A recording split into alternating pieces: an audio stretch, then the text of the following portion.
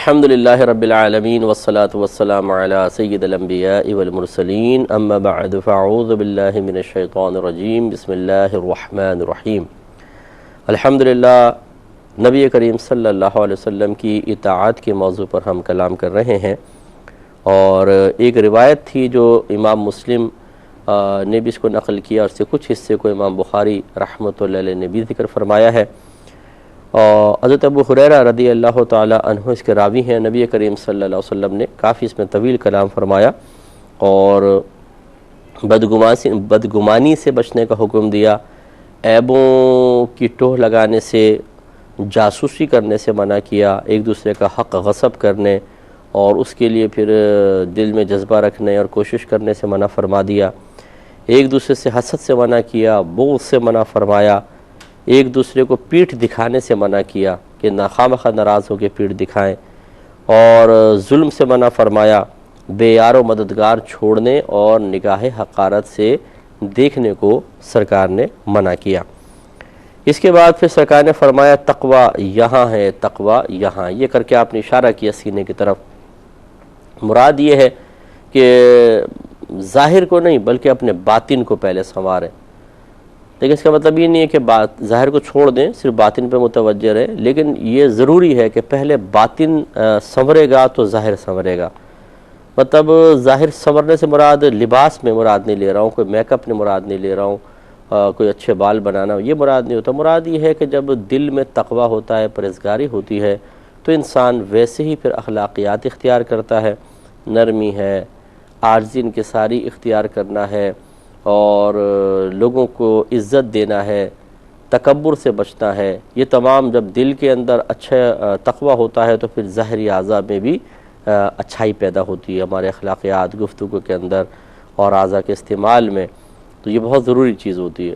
ایک شخص اگر یہ کہتا ہے یار میں برائی سے نہیں بچ پاتا ہوں، پتہ نہیں کیا بات ہے، تو دل خراب ہے، اصل میں تقوی نہیں ہے، اور اس تقوی کے نہ ہونے کی وجہ سے پھر وہ گندی صحبت بھی اختیار ہوتی ہے، برائیوں پہ استقامت مل جاتی ہے، برائی میں زیادہ مزہ آتا ہے، نیکی میں کم مزہ آتا ہے، لطف کم ملتا ہے، برائی کی طرف تیزی سے بڑھتے ہیں، نیکی کی طرف بڑھتے ہوئے پاؤں من بھر کے ہو جاتے ہیں۔ اسی لیے آپ دیکھیں کہ سینما کی طرف بلا لیں، فلموں کی طرف بلا لیں، آوارہ گر دوستوں کی مجلس اور محفل کی طرف بلا لیں، پلے گراؤنڈ کی طرف بلا لیں، گیمز کی طرف بلا لیں، تیزی سے قدم جائیں گے۔ اور جب آپ کہیں نماز کی طرف آؤ، درس قرآن، درس حدیث، علم دین سیکھنے کی طرف، تو پاؤں من بھر کے ہو جاتے ہیں، پھر کون جائے؟ تو بعض اوقات تو پہنچ کے انسان بس مرے دل کے ساتھ پہنچ جاتا ہے ایک آدھ دفعہ، اور یا پھر بیچ سے ہی کہیں غائب ہو جاتا ہے۔ تو خلاصہ کلام یہ ہے کہ جس کا دل خراب ہوتا ہے، جس کے دل میں تقوی نہیں ہوتا، تو اس کے تمام اعضاء جو ہیں اس کی اطاعت سے دور ہو جاتے ہیں، اور اس کے اعمال اور افعال میں خرابی پیدا ہوتی ہے۔ اور پھر سرکار نے ارشاد فرمایا کہ آدمی کے برے ہونے کے لیے یہی کافی ہے کہ وہ اپنے مسلمان بھائی کو حقیر سمجھے۔ تو پہلے تو حکم دیا کہ کوئی کسی کو حقیر نہ جانے، اب مزید یہ فرمایا کہ برا ہونے کے لیے اتنا ہی کافی ہے کہ وہ اپنے مسلمان بھائی کو حقیر سمجھے۔ اس کا مطلب ہے کہ وہ برا ہے جو حقیر سمجھتا ہے، اور یہ میں نہیں کہہ رہا ہوں، ہمارے نبی کریم صلی اللہ علیہ وسلم ارشاد فرما رہے ہیں۔ اس لیے چاہے آپ بہت بڑے افسر ہوں، اللہ نے آپ کو دنیا میں بہت بڑا مقام دیا ہو، بہت ہی دولت ہے، بہت ہی خوبصورت ہیں، اللہ نے بہت ہی آپ کو شہرت دے دی ہے، لیکن اس کا مطلب یہ نہیں ہے کہ اب آپ دوسروں کو نگاہ حقارت سے دیکھیں۔ اگر اللہ ناراض ہوا اور یہ منصب چھین لیا، یہ حسن و جمال چھین لیا، دولت چھین لی، پھر کیا ہوگا؟ پھر ایسا شخص بہت زیادہ ذلیل ہوتا ہے، اور وہ اپنے مطلب اس منصب سے نیچے آنے کی وجہ سے گویا کہ مر جاتا ہے، اسے اتنا زیادہ افسوس ہوتا ہے اور صدمہ ہوتا ہے کہ پھر وہ اپنے پاؤں پہ کھڑا نہیں ہو پاتا۔ اسی لیے آپ دیکھیں جن کے پاس پہلے بڑے منصب ہوتے ہیں تو وہ کسی کو خاطر بھی نہیں لاتے، پھر جب منصب چھن جاتا ہے تو لوگ ان سے پھر نہیں ملتے، کیونکہ مطلبی لوگ ہوتے ہیں، یہ بھی ہے بات۔ تو اب وہ جب تنہائی اس کو ملتی ہے تو، اور وہ روب اور دبدبہ جاتا رہا کہ لوگ پہلے اس منصب سے ڈرا کرتے تھے، پھر وہ گیا، تو پھر اس کو بہت زیادہ، ایسے لوگوں کو زیادہ تکلیف ہوتی ہے۔ یوں ہی جو شوبز سے تعلق رکھتے ہیں، مقام شہرت پر ہوتے ہیں، پھر ایک دم گمنامی کی طرف چلے جاتے ہیں، ان کے لیے بہت مشکل ہوتا ہے اس گمنامی کو فیس کرنا۔ اس وقت انہوں نے جب عالم شہرت میں تھے، مقام شہرت پر تھے، لوگوں کو حقیر سمجھا، ڈانٹا ڈپٹا، یہ وہ. اب جب وہ نیچے آ جاتے ہیں تو پھر وہ پہلے تو ادھر آؤ، یہ کام کرو، وہ کام کرو، تو لوگ بھاگ بھاگ کے کر رہے ہیں. اب یہ بیچارے خود نیچے آ گئے. اب کسی کو عاجزی سے بھی کہتے ہیں پانی پلانا، کہتا ہے بھی ٹائم نہیں ہے چلو.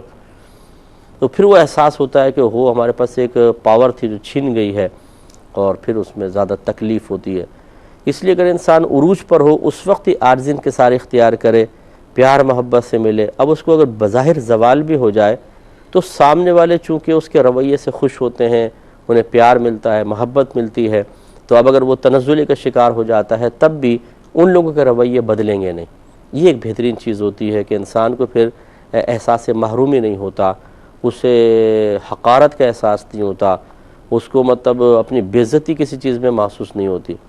اس چیز کو سمجھنا چاہیے، لیکن بہت سے لوگ نہیں سمجھتے ہیں. وہ سمجھتے ہیں کہ جو عروج ہمیں حاصل ہوا، جو کمال اللہ نے اپنے کمال سے عطا فرمایا، وہ دائمی ہے، ہم سے کبھی نہیں چھینے گا. دوسرے سے چھن سکتا ہے، ہم سے نہیں. یہ غلطی ہے. ہر ایک سے چھن سکتا ہے، مجھ سے بھی چھن سکتا ہے. صرف نبی جو ہے وہ زوال نبوت سے پاک و صاف ہوتا ہے، محفوظ ہوتا ہے. کسی نبی سے نبوت نہیں چھینی جائے گی. لیکن نبی سے ایسے کوئی فعل ہوتا ہی نہیں ہے کہ اس سے نبوت چھیننے کا کوئی سبب بنے. لیکن نبی محفوظ ہیں. باقی جو ہے کوئی بھی محفوظ نہیں ہے. ولی سے اس کی ولایت سلب ہو سکتی ہے، یعنی یہ مقام بھی سلب ہو سکتا ہے، اور باقی جو ہے مطلب مناصب یہ تو سب غیر محفوظ ہیں. تو ایسی جو چیز بعض اوقات عارضی ہے، ہم سمجھتے ہیں کہ شاید ہی میرے لیے عارضی ہو، اس پر ایک تکبر کی بنیاد رکھنا اور بڑی نادانی کی بات ہے. اس لیے ایسا ہرگز نہیں کرنا چاہیے. اللہ تعالیٰ سب کو عزت سے، احترام سے نوازے. دوسروں کو محترم سمجھیں، لوگ آپ کا احترام کریں گے. دوسروں کو بڑا سمجھیں، لوگ آپ کو بڑا سمجھیں گے. دوسروں کے سے پیار سے رویہ اختیار کریں تو وہ آپ کے ساتھ پیار و محبت کریں گے. آگے سرکار نے فرمایا کہ ہر مسلمان کا دوسرے مسلمان پر اس کا خون، اس کی عزت اور اس کا مال حرام ہے. واضح الفاظ میں سرکار نے فرمایا ایک مسلمان کے لیے دوسرے مسلمان کی جان، مال، عزت حرام کر دی گئی. مسلمان کا خون حرام کر دیا گیا. حرام کرنے کا مطلب ہے ناحق آپ کسی کو مار نہیں سکتے ہیں. ہاں اگر اجازت شرع ہے تو پھر ٹھیک ہے، جیسے جلاد پھانسی چڑھاتا ہے یا جنگ ہو رہی ہوتی ہے، کوئی ایسے لوگ ہیں کہ جو باغی قسم کے ہیں یا دہشت گرد ہوتے ہیں، اپنے آپ کو اگرچہ مسلمان کہہ رہے ہیں، جنگ ہوئی ان کو مار دیا گیا، یہاں اجازت شرع موجود ہے.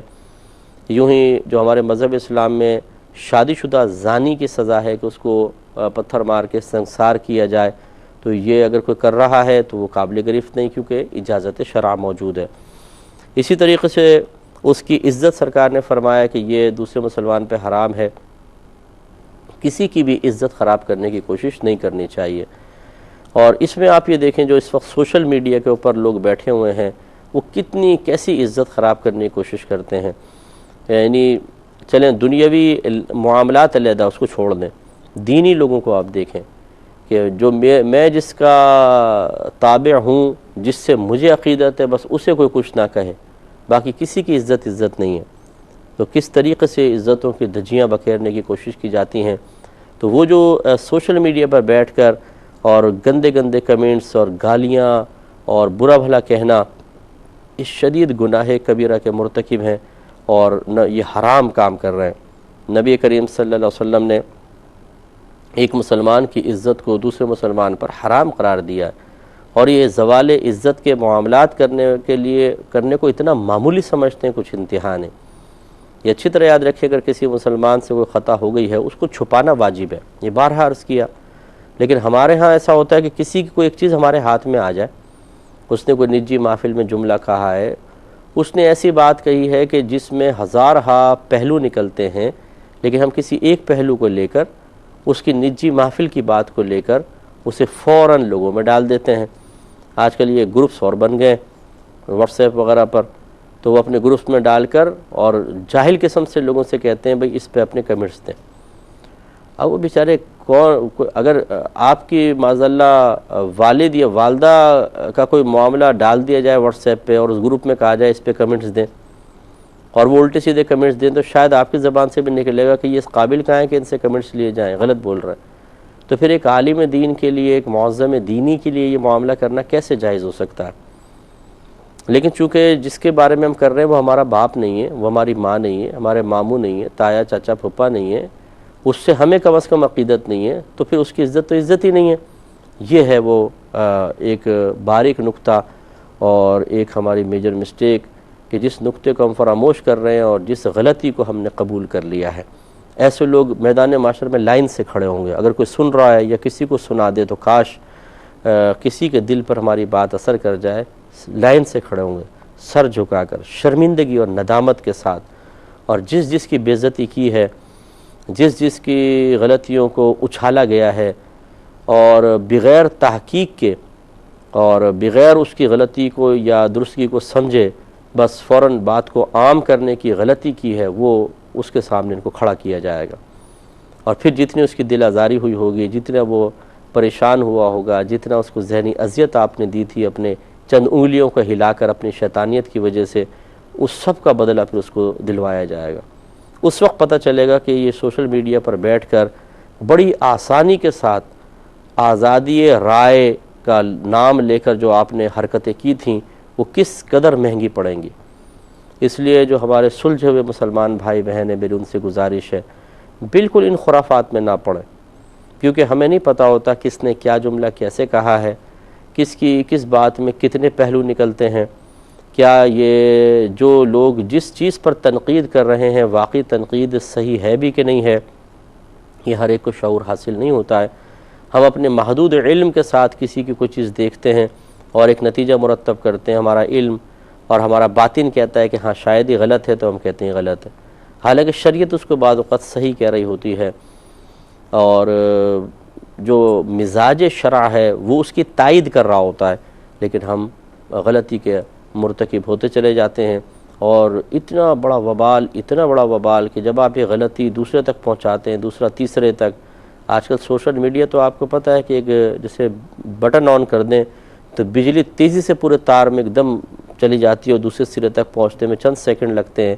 ایسی آج کل ایک خبر پوری دنیا میں کتنی تیزی کے ساتھ پھیل جاتی ہے، تو آپ نے اگر ایک غلط بات کو عام کر دیا تو اس کو آپ سمیٹ نہیں سکتے، مسئلہ یہ وہ دوسروں کے پاس چلی گئی اور خرابیاں پیدا ہوتی ہیں۔ کیوں اپنی آخرت کی بربادی کا سامان کریں؟ ہم اپنے نیک اعمال کو دیکھیں تو وہ اتنے سے ہیں، ان پہ استقامت بھی نہیں ہے، کبھی کرتے ہیں کبھی نہیں کرتے ہیں، لیکن برائیوں کا انبار لگائے چلے جا رہے ہیں۔ اب میدان معاشر میں اگر کچھ نیکیاں کثیر ہوتی ہیں تو پھر بھی آسرا تھا کہ کوئی برائی کی ہے تو چلو نیکیاں دوسرے کے نام مال میں ڈال کر ہم بچ تو جائیں گے، نیکیاں ہیں نہیں، برائیاں بچے گا کیسے انسان، یہ بتائیے۔